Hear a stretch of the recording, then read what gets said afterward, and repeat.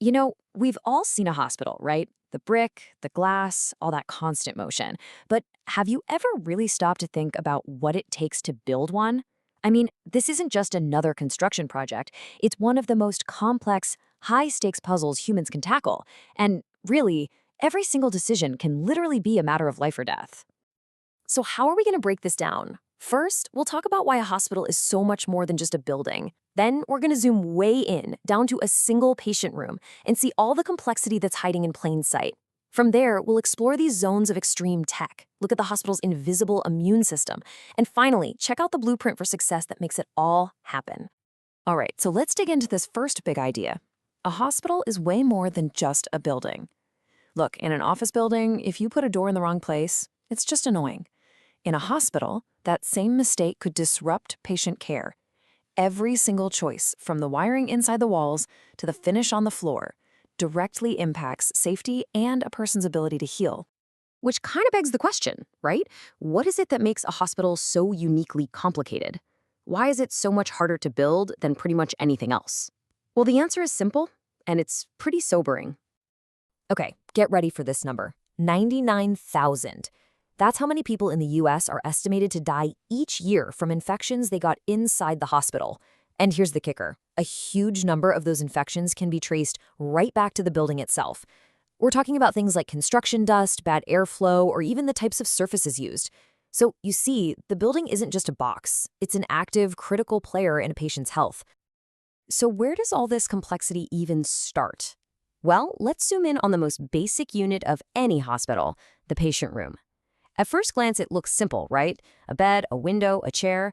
But behind those walls, it's an incredibly well-engineered life support system.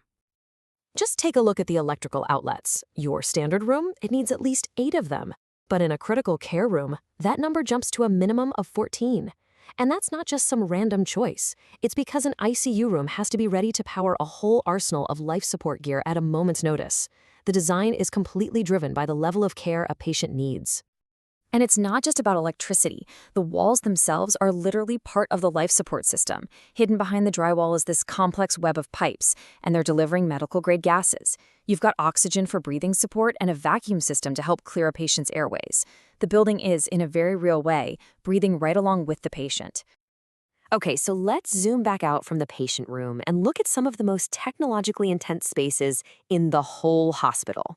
These are areas built not just for people, but for some unbelievably powerful and sensitive machines. First up is the MRI. You've probably heard of it. It's basically a gigantic, super powerful magnet. I mean, we are talking thousands of times stronger than the magnet on your fridge. It lets doctors see inside the human body with just incredible detail. But how on earth do you build a room to contain that kind of power? This is where the engineering gets really cool. You see, the magnets in an MRI are superconducting, which means they have to be kept crazy cold, like close to absolute zero. They do this with liquid helium, and that requires its own specialized plumbing. But here's something you might not guess.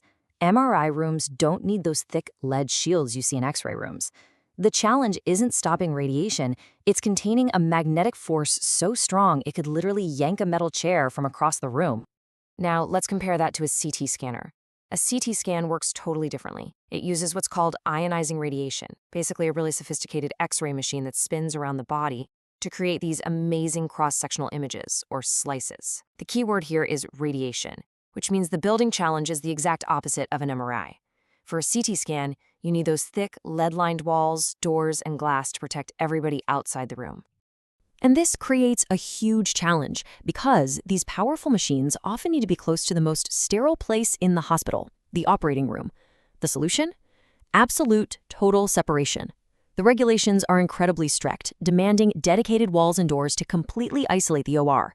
It's a physical barrier that's all about maintaining a sterile field and preventing any chance of cross-contamination. Okay, let's zoom out again, this time to the systems that protect the entire building. And honestly, the best way to think about them is like the hospital's immune system. It's this whole network of invisible, proactive defenses that are built right into the bones of the structure to keep everyone safe. This brings up a really fascinating problem. A hospital never, ever closes. So how do you renovate a wing or upgrade a system while the building is running 24/7? How do you basically perform surgery on the hospital itself without hurting anyone? The answer is something called an Infection Control Risk Assessment, or ICRA. And trust me, this is way more than just hanging up a plastic sheet. It's a meticulously detailed strategy to contain every single particle of dust, every piece of debris, even vibrations. Because for a patient whose immune system is already weak, a single airborne particle from a construction zone can be fatal. So let me give you a perfect example of just how detailed this gets.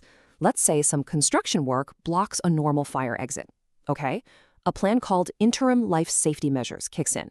Now, under this plan, any temporary exits they set up have to be inspected, and not just once in a while.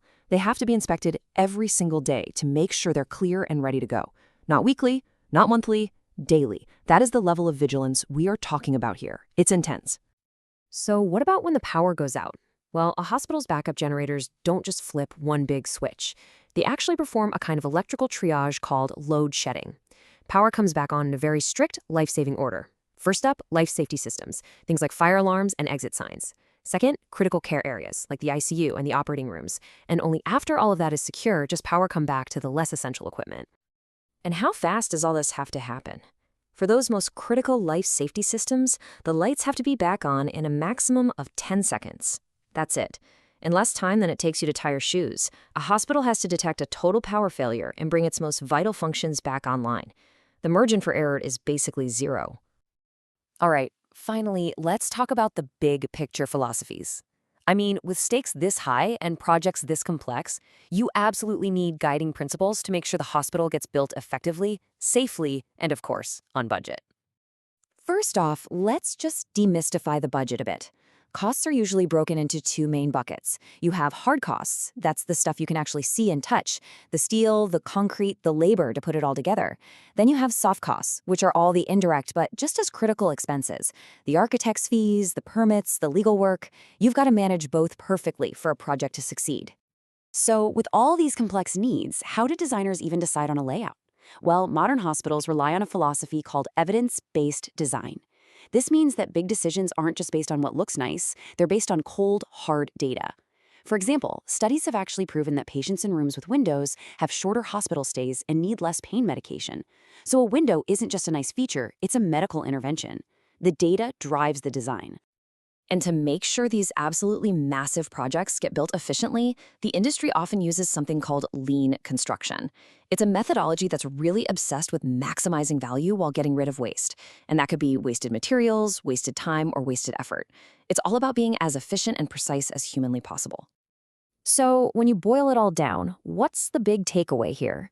When you build a hospital, you're not just putting up steel and concrete. You are creating an entire ecosystem for healing. Every single piece of it, every wire, every air filter, every single door handle is part of the patient's treatment. Meticulous, smart construction isn't just good engineering, it's a form of preventative medicine. And that leaves us with one last question to think about. We've just seen how incredibly complex it is to build for the medicine of today, but as our whole understanding of health continues to evolve, how do we need to rethink these buildings for the future? How can the hospitals of tomorrow be designed not just to treat sickness when it shows up, but to be places that actively create and promote health from the very moment you walk through the doors?